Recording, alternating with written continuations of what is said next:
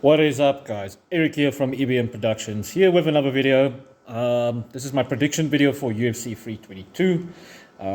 Islam Makhachev versus Jack Maddalena, or JDM. I'm going to shorten this for JDM. So, first things first. There's a lot of fights that are good on this card. I'm not picking all of them. I'm not analyzing all of them. I'm not doing film study on all of them. And in fact, right after this video, I'll watch some of the fights and point out what I see, what I remember. Everything's going to be a little bit loose after the prediction here because I've been very busy, and it seems like the rest of my November, the rest of my December, and probably mid-January will be insanely busy, meaning lots of projects, lots of work, new business opportunities, all kinds of things in that line. And that means most likely I'm not going to make super in-depth videos or the best picks and stuff. This is a lot of picks that are loosely based because I don't like narratives, following narratives, etc. I like film study. However, film study takes a lot of time because I feel you need to watch quite a lot of film and point out in the specific things that somebody does in their fights to see patterns and see, let's say it like this, their positives and their negatives. If they have more negatives compared to the opponent they're currently going to face, then most likely they're going to lose. It makes sense because some of the habits and stuff we develop while learning to fight doesn't go away, really doesn't. And some of them are very detrimental. So I'm going to pick 5 fights and not going to give too much analysis in this video. It's going to be a short video. So first of the fights that I'm going to pick is the one that got knocked down from the main card. Is Bo Nickel versus Rodolfo Vieira. I'm picking Vieira. Reasoning? Bo Nickel quit the previous time. His opponent will know now. Just put on a lot of pressure on Bo Nickel and possibly outstrike him. And boom, most likely I will then get TKO or just a decision win because he will slowly start to lower the gas pedal from his side, like pull the foot off the accelerator, and then he will slowly wilt. Especially if Rodolfo is smart and his team is smart and they implement knees to the body in the clinch. However, not everybody can do it as well as RDR. So, I'm picking Vieira.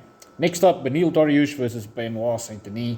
I'm purely picking this on how good of a performance BSD had in his previous fight. He leveled up and he showed BSD of old.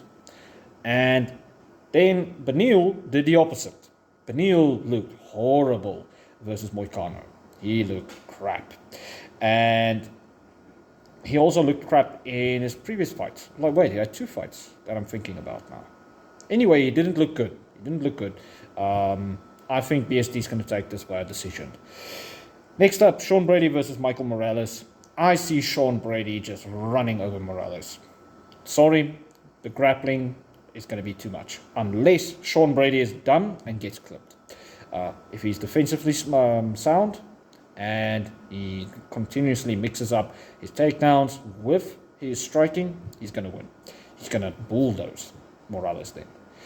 Next up, one of the most interesting fights in which I made a video about, Valentina Shevchenko versus Zhang Weili.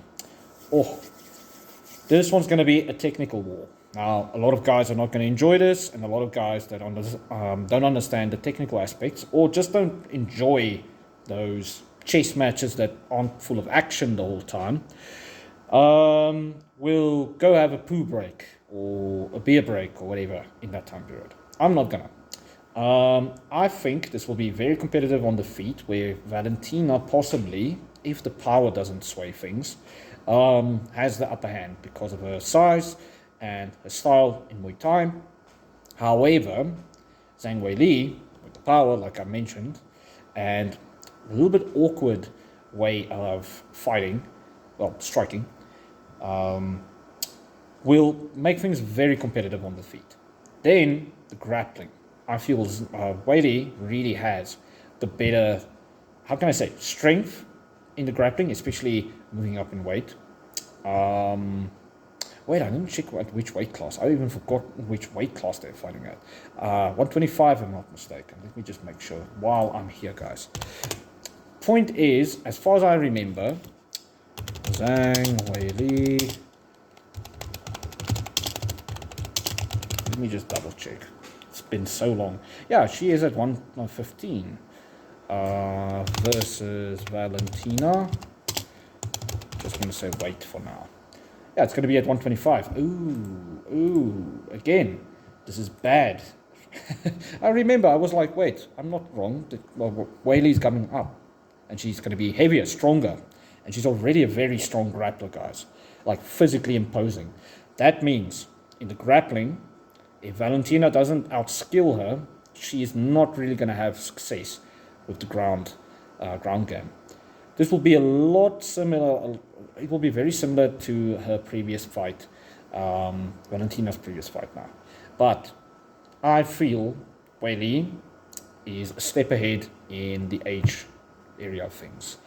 Valentina really showed her age in a previous fight, and it's worrying for me. So I'm picking Zhang Weili.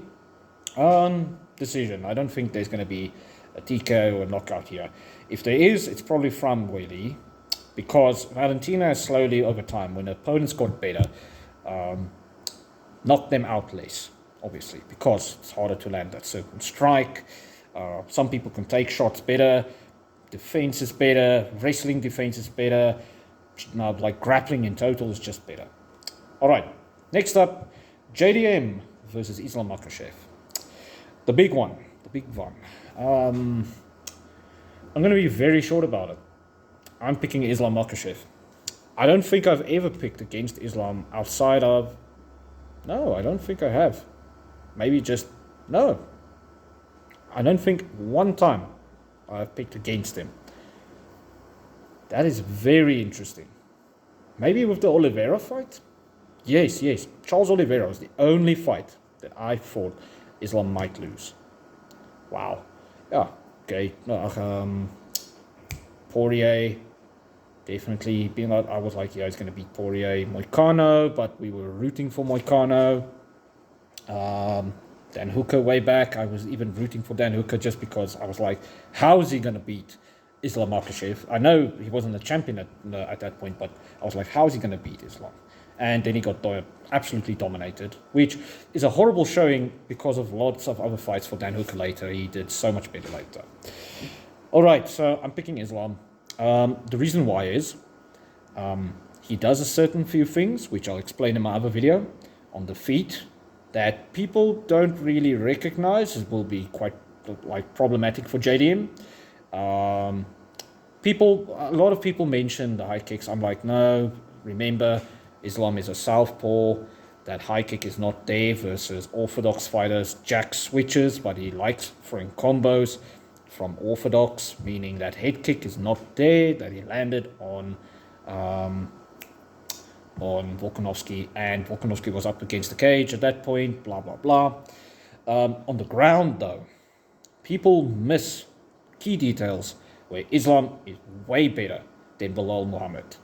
Like I said to people, when Belal shared that Khabib was dominating him on the ground when they trained together a while back, I was like, yes, because in many ways your wrestling is way behind Khabib. And then Islam is just a hair's width behind him, in my opinion. However, Islam is more crafty overall and has a lot bigger submission threats. JDM was held down as well. He got taken down. He got struck, like he did get hit versus Belal Muhammad of all people. Belal Canelo hands Muhammad. People still memeing him about that. Belal was not really fighting differently per se. He just didn't shoot as often as he did versus Edwards, but Leon Edwards, but that doesn't matter.